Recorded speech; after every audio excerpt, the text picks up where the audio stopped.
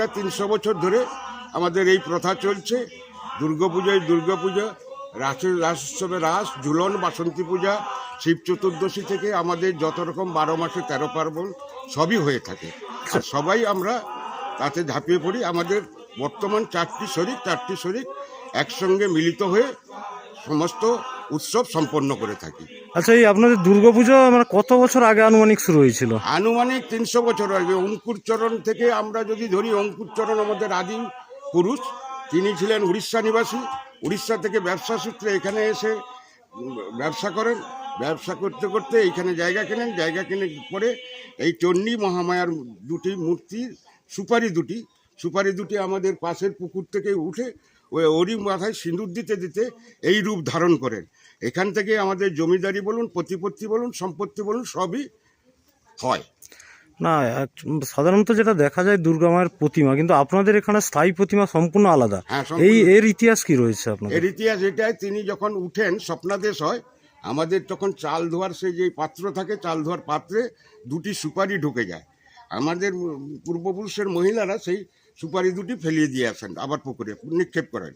তারপরে রাত্রে স্বপ্নাদেশ হয় যে তোরা আমার এই দুটি সুপারি প্রতিষ্ঠা করবি, প্রত্যেক দিন ফুল বেলপাতা এবং মাথায় সিঁদুর দিবি। সেই থেকে এই মূর্তি তিনি ধারণ করেছেন। সিঁদুরেরই মূর্তি।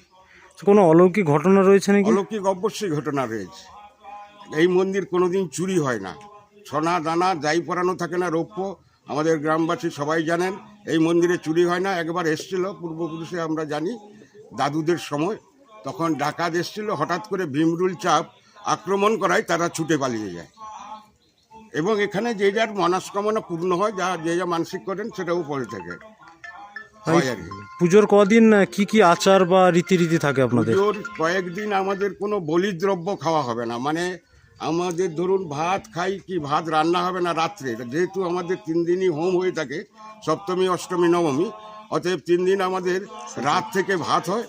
আর ভাতে কোনো দিন সবজি হয়, তরকারি হয় না। সবজি যা হবে ওই ভাতেই হবে, ভাতে দেওয়া। এছাড়া কারণ যেহেতু আমাদের মায়ের কাছে বলি পড়ে না, অতএব আমরা বলিদ্রব্য খেতে পারবো না। না, আগে কি পড়তো বলি? না, কোনোদিন বলি হয় না। আমাদের যবে থেকে ইনি প্রতিষ্ঠিত তবে থেকে কোনোদিন বলি হয়নি। না, আজকের যেটা এসে দেখলাম একটা হোম যজ্ঞের আয়োজন করেছেন, আজ এটা কি হচ্ছে আপনাদের? আমরা ওই পূর্বপুরুষের মন্দিরটা ভেঙে নতুনভাবে নির্মাণ করেছেন। মা একটি অস্থায়ী জায়গায় আছেন, সেখানে আবার পুনরায় তারা আশ্রয়স্থলে চলে যাবেন, আবাসে চলে যাবেন, নিজের আবাসে। আপনার নাম? আমার নাম স্বপন কুমার জানা।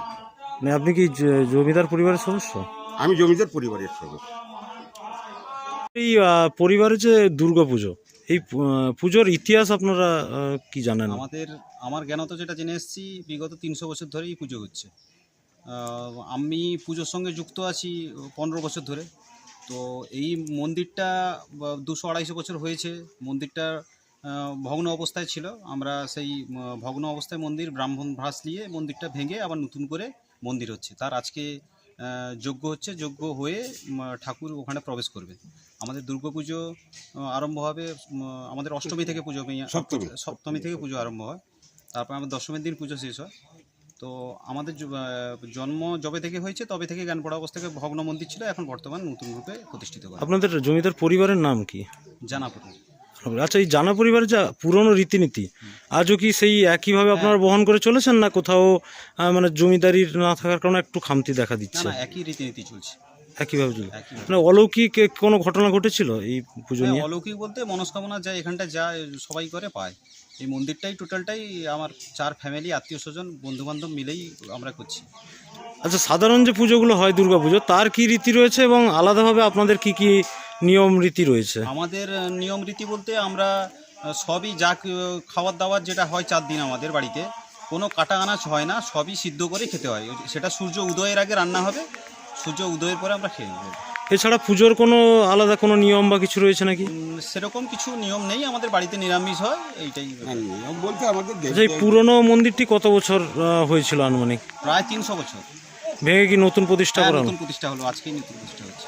পুজোর কদিন কতটা আনন্দ করেন? খুব আনন্দ করি, আত্মীয় বন্ধু বান্ধব সবাই এসে, পাড়া প্রতিবেশী সবাই থাকে। এখানকার যে পুজো কতটা জাগ্রত বলুন? যথেষ্ট জাগ্রত। আচ্ছা, আপনারা কত নম্বর জেনারেশন এই জমিদার পরিবার? আমরা সপ্তম নম্বর জেনারেশন। আচ্ছা, আপনাদের যিনি আদি যিনি পুরুষ ছিলেন, মানে যিনি প্রতিষ্ঠাতা, ওনার নাম? ওনার নাম অঙ্কুরচরণ। অঙ্কুরচরণ। কোনো ইতিহাস মনে আছে আপনার বা জানেন, শুনেছেন? হ্যাঁ, আমি শুনেছি, দাদু বাবার কাছ থেকে সব কিছু শুনেছি ঘটনাবলী, তো সেই অবর্তমানে পরপর হয়ে আসছে। আপনার নাম? সন্দীপ জানা, এই পরিবারের সদস্য? এই পরিবারের সদস্য।